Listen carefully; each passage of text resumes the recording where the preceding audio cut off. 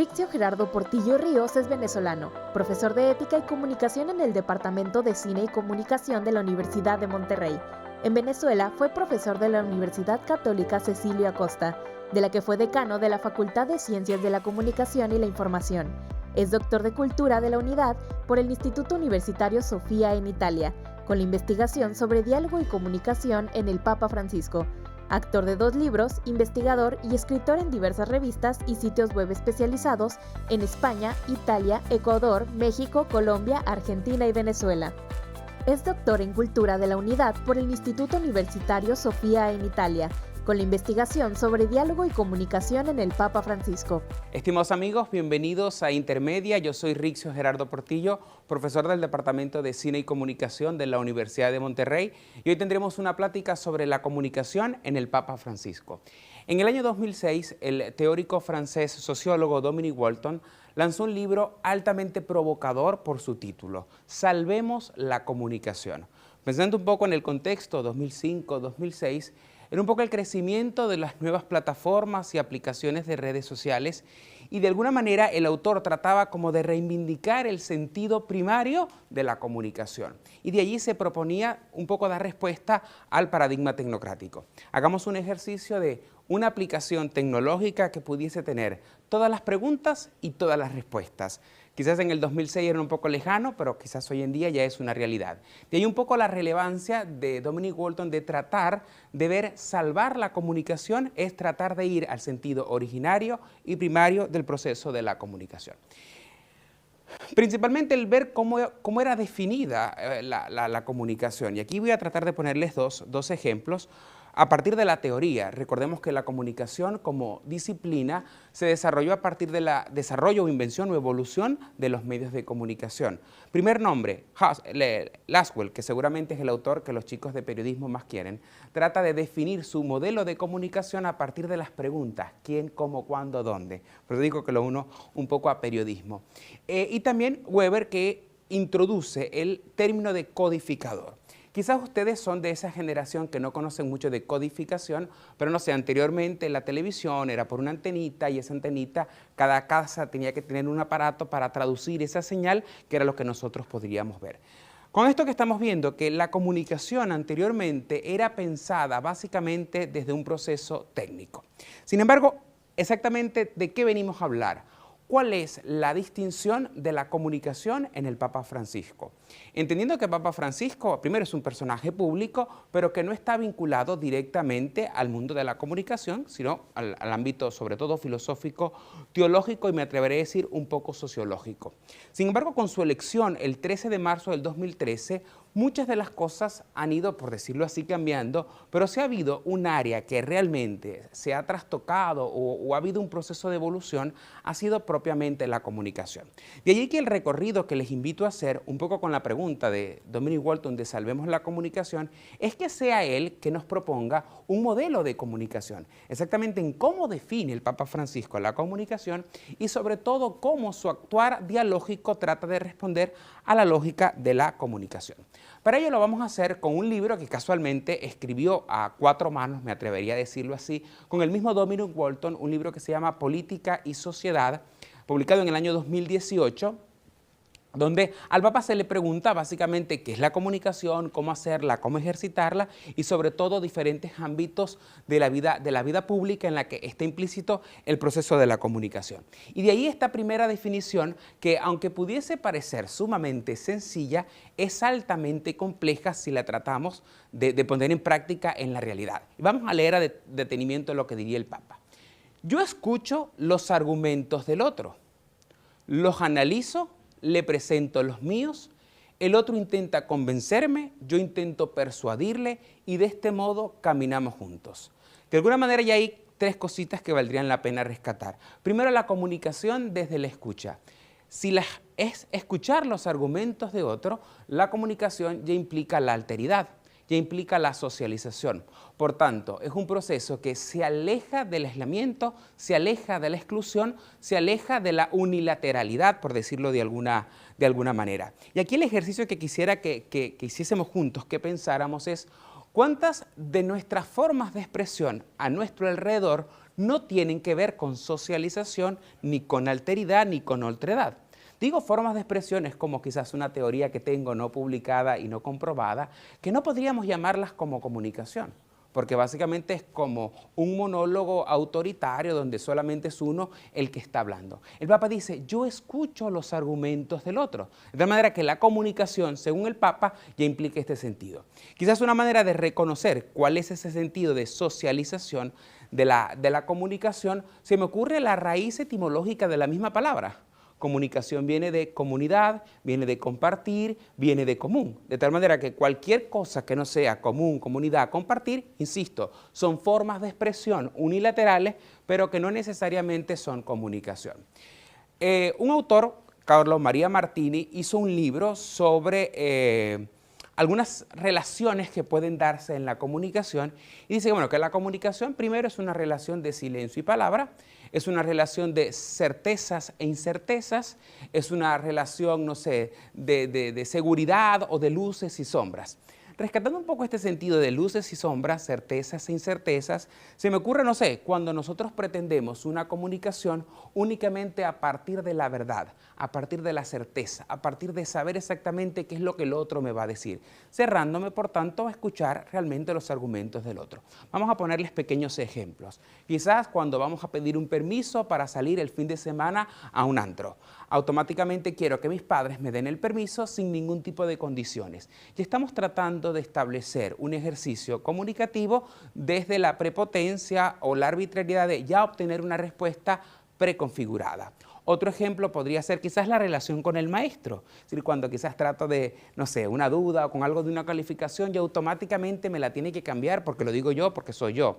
O incluso esto podría ser más complejo, pensamos en las relaciones laborales, es decir, quizás yo con mi jefe cuando ya espero una respuesta. Papa Francisco dice, la cosa no va por allí. Yo escucho los argumentos del otro, los analizo, le presento los míos, intenta convencerme, persuadirle y luego caminamos juntos. De ahí entonces proponer tres verbos o tres acciones que implican el proceso de comunicación. La verdadera comunicación es humana, es una de las características que forma parte de la antropología humana. Pensemos, sí, hay otras especies vivas que también se comunican, pero la única que está dotada de racionalidad y de conciencia es la especie humana y por tanto es una característica distintiva. Es interesante porque si la comunicación se aleja del aislamiento, de la exclusión, es alteridad, es socialización, por tanto es reciprocidad. Cuando digo la palabra reciprocidad es un dar y un recibir, es decir, de alguna manera yo intento ofrecer algo y que el otro también me lo dé. Estas dos palabras creo que son importantes porque nos ayudan a entender un poco la perspectiva de qué significa para el Papa Francisco la comunicación en la reciprocidad, principalmente como un servicio, servirle a los demás, que lo que yo diga o que lo que yo haga pueda resultar útil para el otro. Fíjense que es una cosa interesante que es servicio y no servirme de los demás. Y la segunda actitud que tiene que ver con la gratuidad. Pensemos, la palabra gratuidad viene de gratis, algo que es gratuito. La palabra gratuito viene del griego charis, que significa don. Es decir, darle un don al otro, recibir un don del otro. De tal manera que cuando dice la verdadera comunicación es humana porque busca servir a los demás y también agradecer por el don que puedo recibir de los demás o incluso que yo puedo ofrecerle a los demás. Si no me creen, vamos a ver que sea el mismo Papa quien nos explique un poco cómo comprende él el proceso de la comunicación. Y con esta comunicación nadie manda, pero todo funciona. Es la espontaneidad de la vida, es decirle un sí a la vida. Comunicarse es dar, comunicarse es generosidad, comunicarse es respeto, comunicarse es evitar todo tipo de discriminación. Sigan adelante, chicos. Creo que incluso podríamos hablar, es generosidad, es darse, es respeto, es evitar cualquier forma de discriminación, porque es un ejercicio de alteridad, de socialización, de reconocer realmente la dignidad que puede tener otro.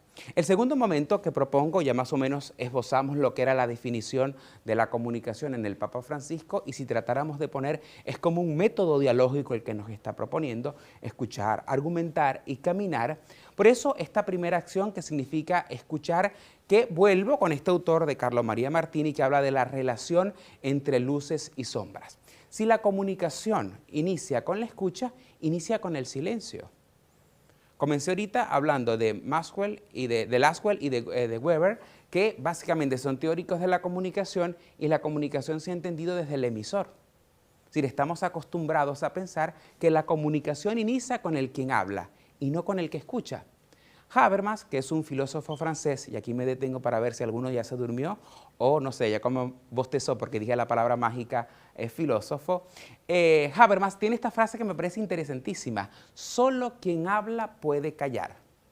Es decir, solo quien tiene la capacidad de poder producir sonidos también tiene la voluntad y la decisión de poder hacer silencio. Y es curioso, no sé si esto lo han pensado a profundidad. Es interesante esto de que la comunicación no inicie con la emisión, sino que inicie con el silencio, con la acogida, con la disposición de poder recibir al otro. Fíjense por qué digo, porque si es solamente emisión, podría ser formas de expresión para excluir, para segregar, para dividir. No sé, un monólogo. En cambio, no. Si comienza con el silencio es porque alguien que ya habló tiene la capacidad de callar y por tanto de hacer silencio. Otra de las ideas sumamente pertinentes que propone el Papa es escuchar la realidad desde el otro. Y al fin, si tratamos de definir exactamente qué significa esto de la palabra realidad, es el contexto. Es decir, el contexto inmediato en el que se realiza la comunicación.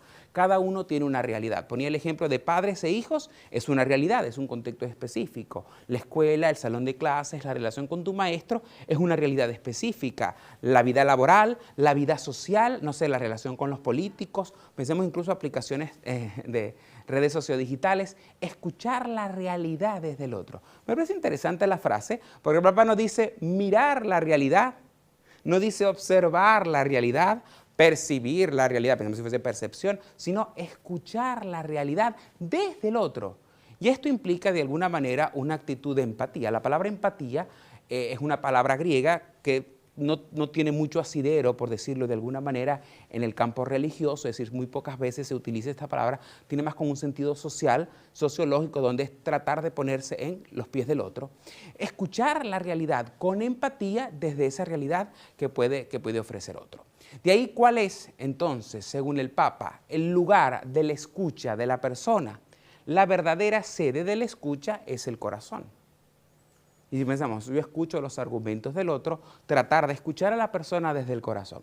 Me detengo un poquito porque vuelvo un poco con la realidad antropológica de qué significa exactamente el corazón.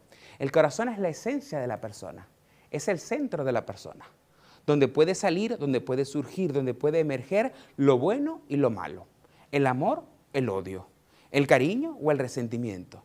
De tal manera que la sede real de poder recibir, acoger, aceptar con respeto, sin discriminación, usando las mismas palabras del Papa, con generosidad, es el mismo corazón. Por tanto, la esencia misma de la persona, es un lugar íntimo de esa persona. El segundo verbo que propone el Papa es el hablar, y dice, yo escucho los argumentos, propiamente no habla de hablar, sino propiamente de argumentar. Esto lo estudiamos hace poco en la clase. ¿Qué significa exactamente argumentar? Que es básicamente tener una posición frente a ciertos temas. Y ahí también me uno un poco a la idea de Habermas, que coloca como tres categorías que son esenciales para poder entender lo que significa un argumento, para poder presentar un argumento. El primero, lo que yo pienso. Es decir, esa capacidad humana de pensamientos. Incluso pensemos que la comunicación forma parte de ese proceso natural de argumentación. La comunicación inicia con el pensamiento, inicia con el yo, con una idea que tengo en la cabecita. Y Habermas dice, sí, los argumentos inician principalmente con la persona, con aquella valoración que pueda hacer en el ejercicio, voy a decir una palabra un poco técnica, intersubjetivo, es decir, dentro de cada uno de esa realidad. Pero dice, no es suficiente. Incluso pensemos, no sé, entre los jóvenes, esa expresión tan común del según yo. Es decir, no es suficiente únicamente que el argumento sea a partir de lo que yo pienso o de lo que yo creo. La segunda categoría que propone es que sea una realidad factible. razonable, es decir, posiblemente comprobable. Es decir, tratar de que cuando yo tengo un argumento sobre algo pueda ser probado y pueda ser puesto en práctica. Pensemos un poco, ya que estamos en una universidad, no sé, esa característica científica o racional del ejercicio social. Es decir, me alejo del según yo y trato de proponer cosas que realmente tengan un carácter veritativo. Sin embargo, Habermas dice, tampoco es suficiente, porque si no, queríamos que no es lo que digo yo, es lo que básicamente puede ser probado. Y vaya, hay muchísimas cosas en la vida que no necesariamente pueden ser probadas y existen. Y el tercer elemento que coloca Habermas para argumentar es básicamente el encuentro con el otro. Es decir, que el otro pueda realmente reconocer. Y vuelvo un poco con el ejercicio de socialización. Es interesante porque él dice, ninguna de estas tres cosas se autoexcluyen. Es decir, no es el según yo, no es únicamente lo probado, ni tampoco es un abstracto y absurdo colectivismo, pensemos, no sé, la mayoría, porque todo el mundo lo piensa o porque todo el mundo lo dice.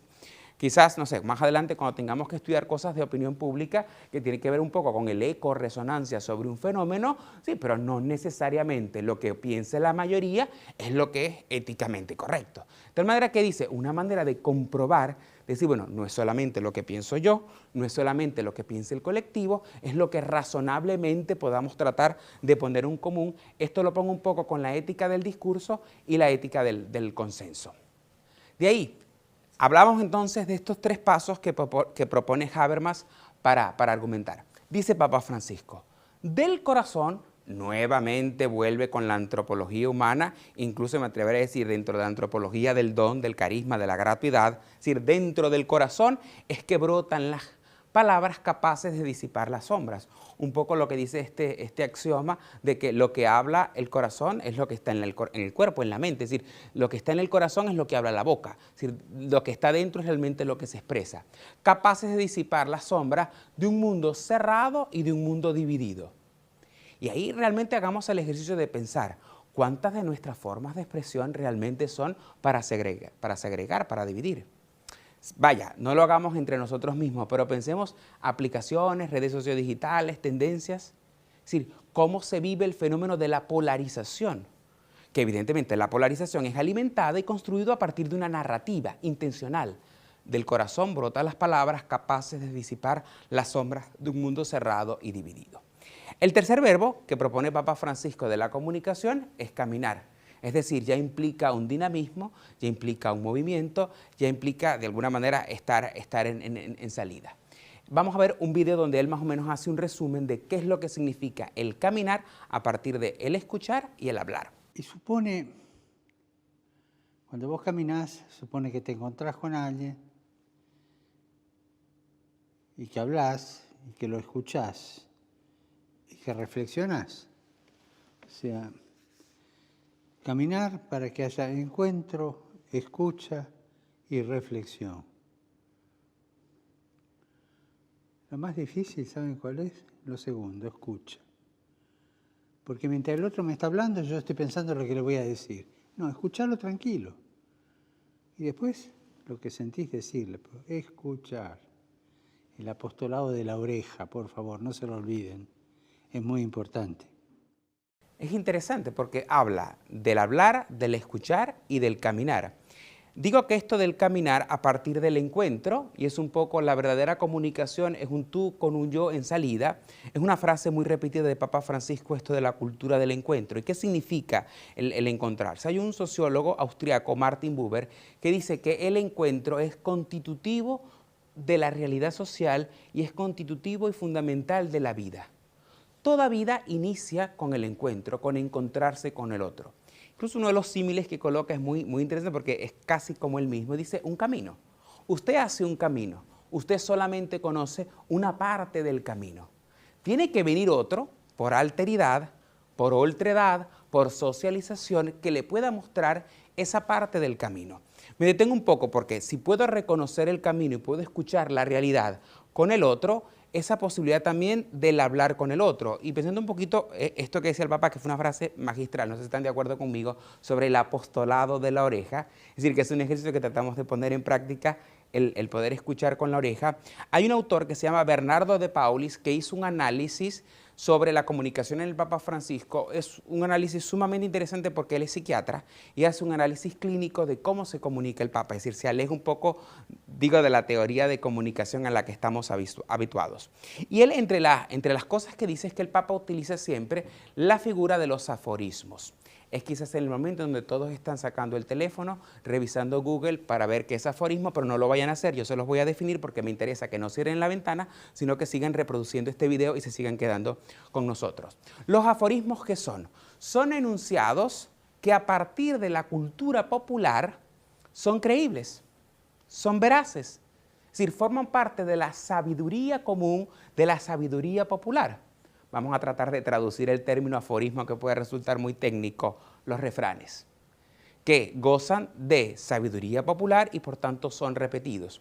Uno de los, y digo un poco esto con el apostolado de la oreja, que el mismo Papa haya dicho en plena plaza de San Pedro, ¿cómo se suicida un argentino?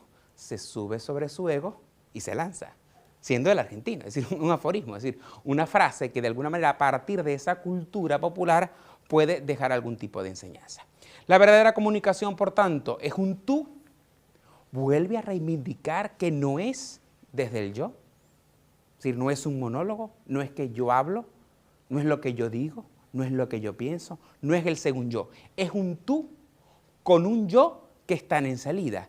¿Qué significa esta expresión? Incluso la coloco ahí entre comillas, en salida.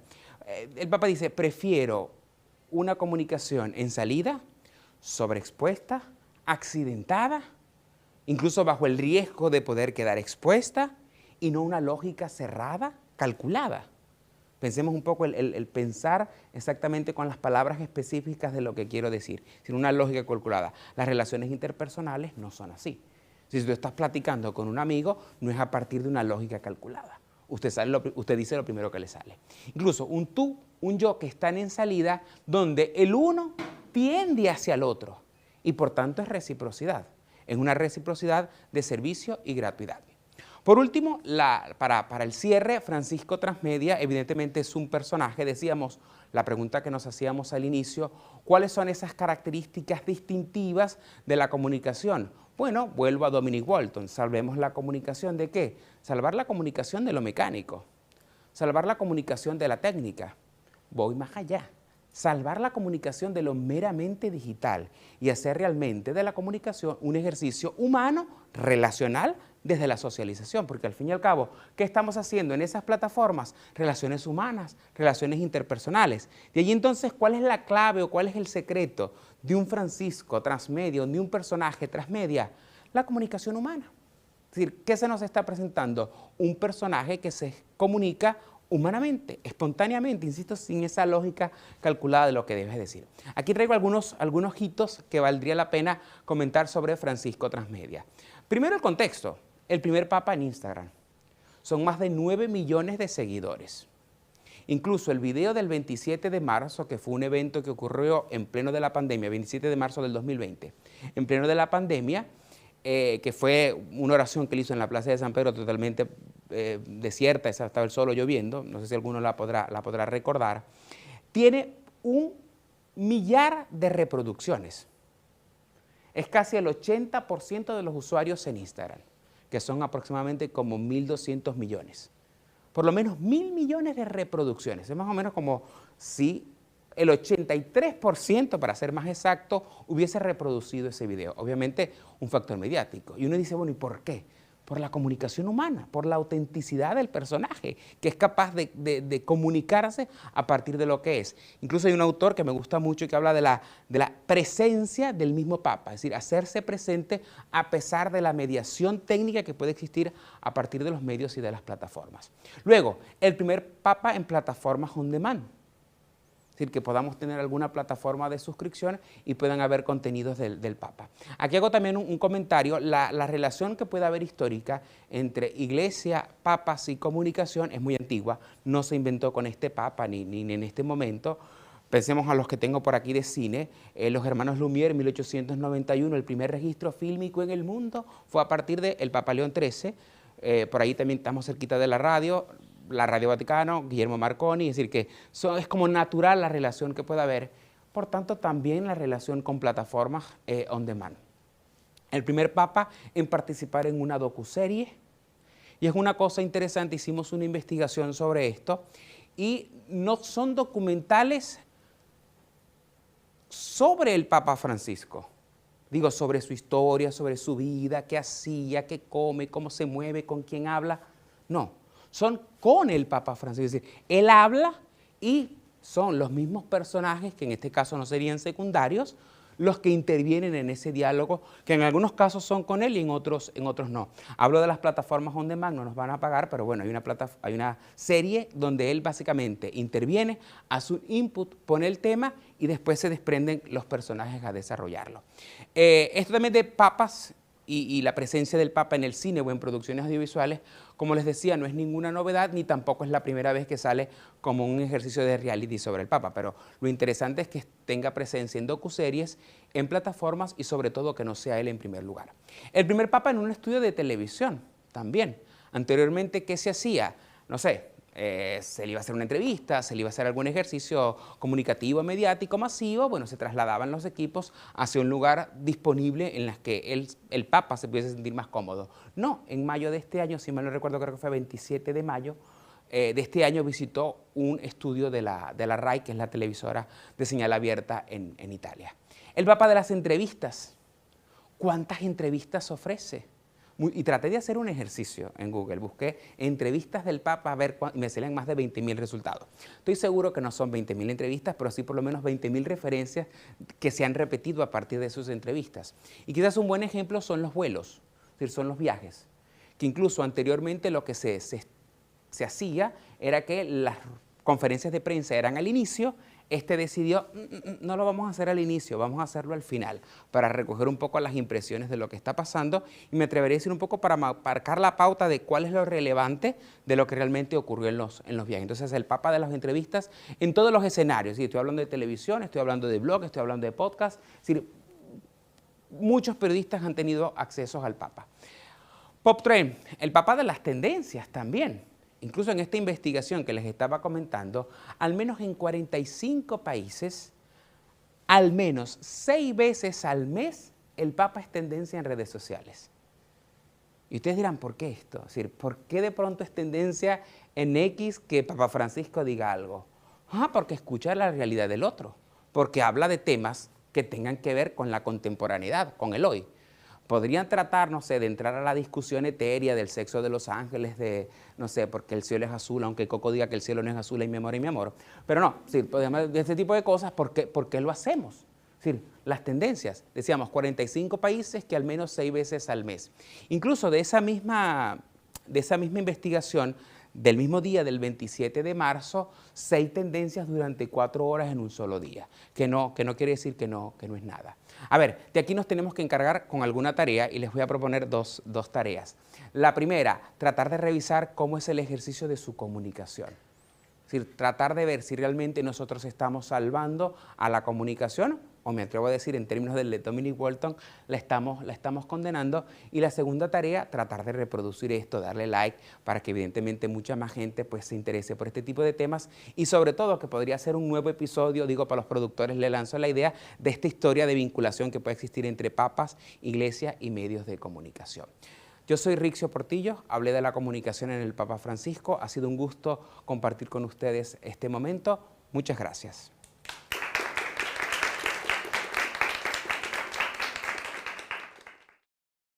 Ahora, si les parece, abrimos un espacio de preguntas sobre dudas, comentarios que tengan sobre lo que hemos conversado.